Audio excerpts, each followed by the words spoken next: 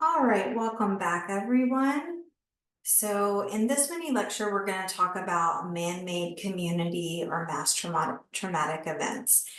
And I've kept the slides to a minimum here. I think your book does a pretty good job of talking about the different aspects of this. So I'm going to go over a few parts of it, and then I wanted to leave some room at the end for me to talk through some of my experiences in these types of events. I feel like sharing stories about what may or could happen when you are involved in a mass trauma is really important from a mental health side of things. So, what am I talking about when I say mass traumatic events? And your book talks about some of these again. So acts of terrorism, war, immigration violence, mass shootings or school shootings, and hazing rituals are all some examples of man-made or human-generated mass traumatic events. So it is important when we are thinking about mass traumas that to remember that we can't just provide individual treatment and expect a community to heal. We really have to attend to all parts that are damaged, which is not just individual. It is individual, it's also family and community, and sometimes even bigger than that. And so from a community standpoint, there are things that you can do like offering psychoeducation on trauma and trauma responses. You can teach basic grounding skills in groups or in workshops. You could hold processing groups for your community. You can participate in community forums. I love it when I find typos while I'm talking. So just excuse me for a moment while I fix this. Oh, that did not fix it.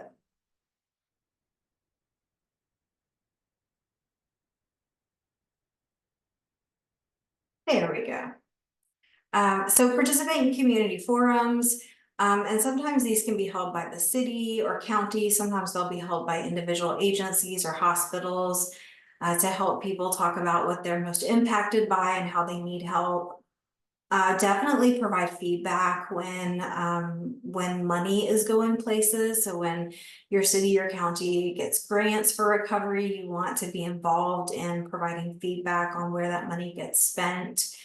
And I think just remember that we often find healing through relationships. And so really being active, we sometimes want to pull back when we've been traumatized. And we have to encourage our clients to push through that and instead lean forward. Because there's so much healing that can happen in relationship. And I think when in community trauma in particular, so many people have had a similar experience that often that can be very normalizing when they get together and are able to talk about it. And then for like family or individual treatment, you can go back to some of the same stuff we've already talked about, a trauma narrative once the client feels stable and they know their grounding techniques and you've assessed their symptoms and whatnot. You can do the narrative work. You definitely want to work on rebuilding that sense of safety and of course providing resources and referrals for anything that they may be lacking, which depending on the type of mass trauma could differ anywhere from, hospital or medical resources to grief work to more practical things like, navigating the death of a loved one and traumatic grief and things like that. There are some themes in mass trauma work that are pretty common, and you can see these in individual trauma as well, but with a mass trauma, they're just going to be bigger. It's going to be a bigger scale. And it's really important for us as counselors to be open to clients going through the process in a way that works for them. And it can be a significant process. It can be a lot of questioning, a lot of grief over what happened, but also how their belief system is changing. And so we have to be able to sit with them through some of these like hardest times and help them develop new ways to create meaning if the old ways aren't working anymore. So the first theme I wanted to talk about was a loss in the sense of safety. And we see this a lot in mass shootings. I mean, one that comes to mind for me are the couple, or I guess a few that comes to mind are the ones that have happened in churches. But also the Vegas shooting that happened at a concert, obviously school shootings. These are in places that most people consider to be safe, and they have felt safe their entire lives. The Denver movie theater shooting comes to mind as well. So, you know, when things like this happen in a place that we perceive of as safe, it's the beginning of really, you know, a rock slide, because you pull away this one rock that's like, I don't know where I'm safe anymore. And then the other two areas that I'm going to talk about in a moment all kind of like come down with that one rock. And so once you lose your sense of safety, your worldview is altered. How you go about your life, your cultural norms, your beliefs, what you were brought up to believe and value, all of that can be reorganized when a mass trauma occurs. And this is a very common response, especially around like religious beliefs, values, things like that. People have a really hard time, I think, being able to work through a deeply held belief that doesn't match with what is now their reality. And that leads to very complicated meaning making, because in the past, you know, a client may have found some relief in a belief such as everything happens for a reason, or God has a plan, or any of the other sort of things that people say to themselves when they go through difficult times. When you have a trauma on a mass scale, it starts feeling very pointless. Like, what was the point of all of this? Like, what is the silver lining? Is there a silver lining?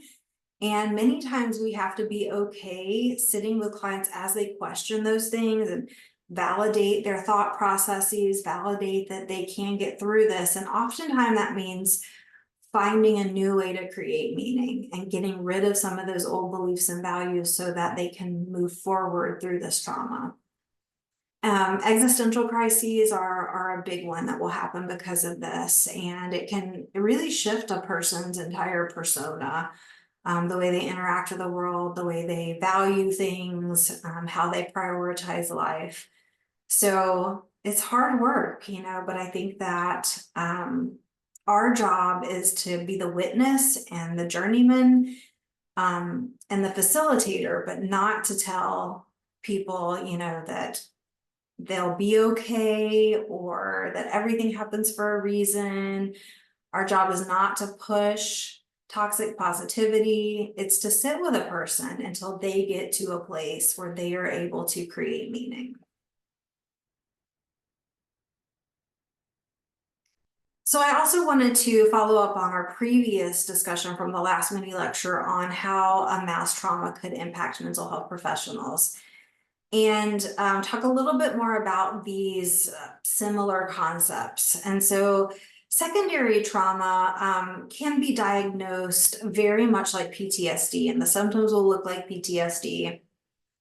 Maybe to a slightly less extent of a primary victim, but they're still gonna look pretty similar, and it can impact any trauma responder. So not just us as mental health professionals, but others. And sort of the hallmark is that the person feels like there really is a threat to their life or safety because of their exposure to another person's trauma. And I think that makes a lot of sense when you see, you know, people who have maybe lost everything in their life, including maybe a loved one, to like a tornado or something. None of us are promised that tomorrow we're not going to have a tornado that comes and hits our house directly. And so there can be this sense from a responder that's seeing this event like, well, I am never going to be safe either. And so the symptoms can develop. And then vicarious trauma is really focused on the negative psychological impact of working with traumatized clients, which then leads to a shift in your worldview and beliefs, and may also look like client disengagement. So it's harder to do your work, it's harder to be engaged, it's harder to be empathic. And those beliefs have really shifted, your beliefs about the world and the safety of the world and things like that, is a high marker of vicarious trauma. And I would say mental health professionals that work a lot with trauma clients, even if it's like a variety of trauma, but if you just have a trauma-based practice, you are going to be more at risk for vicarious trauma than maybe your neighbor that works in other areas of, maybe they work in relationship or, other specialty areas. And then the last area that I want to talk about is shared trauma. And shared trauma occurs when you, as the mental health professional, experience the trauma on multiple levels. So you are a primary trauma survivor from the mass event. You are affected secondarily by being in the community, and then you're also impacted vicariously through hearing the stories of people sharing, the impact of the mass trauma on them as well. And, there are lots of ways this can happen. I really started thinking about this after my experience during Hurricane Katrina, and it was the first article I ever wrote, which is what I shared with you on the module. And while there has been lots of work on this before my writing, people like Tassoni after 9/11, and even other people dating back to, many years before that, my piece was the first time it had been talked about in a counseling journal. And so there was a little bit of, I think, like, we're not sure if this is a real thing, or we're not sure if we should name this, but it had already been named by other mental health professions. And so it's important in our profession as well that we understand that this is a real thing, that it makes it harder on us as counselors when we are affected on multiple levels by a mass trauma.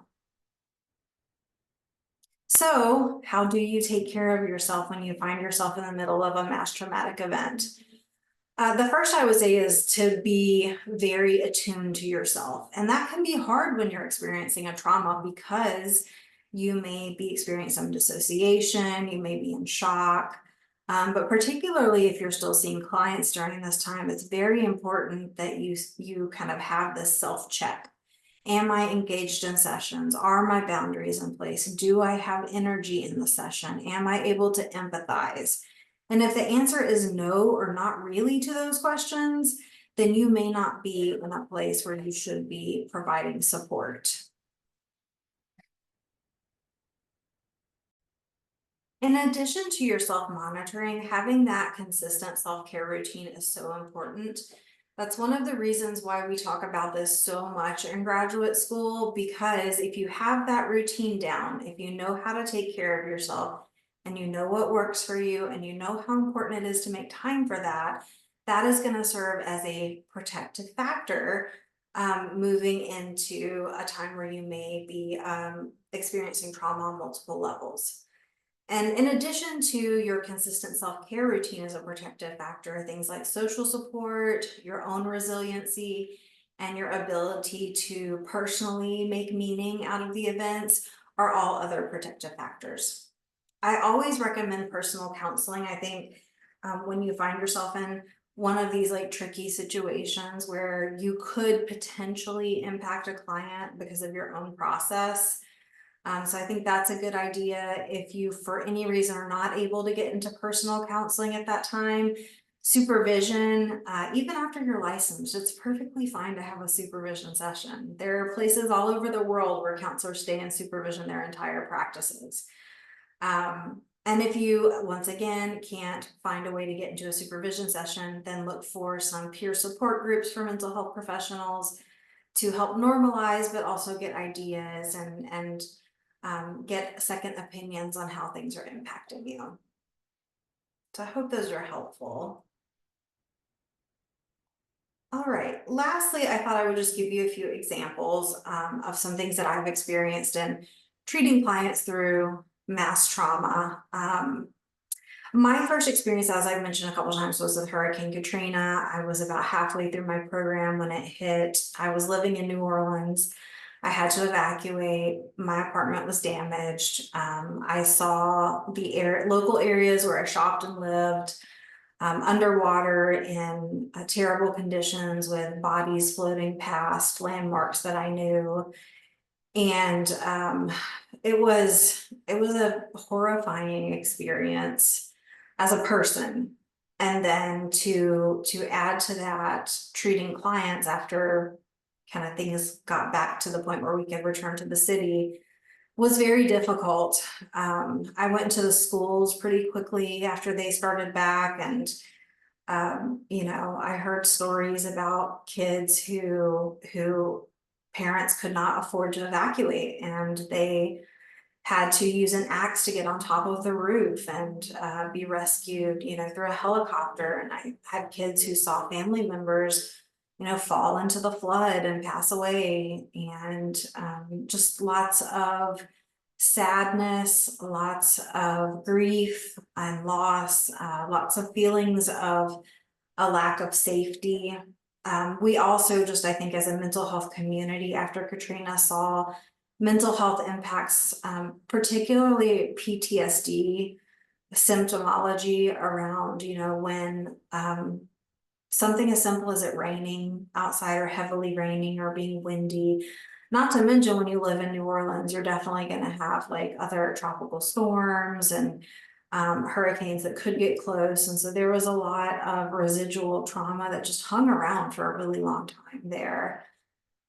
Because I was in school, I think I was lucky to have such a good support system. I have professors that were very thoughtful about how we interacted as students. And one of my favorite projects was through my play therapy class, we did a therapeutic play camp in the Ninth Ward, which was one of the most affected areas and where there was the least funding for rebuilding. And so the class essentially used our play therapy skills to run a day camp for kids while their parents were working on rebuilding their houses.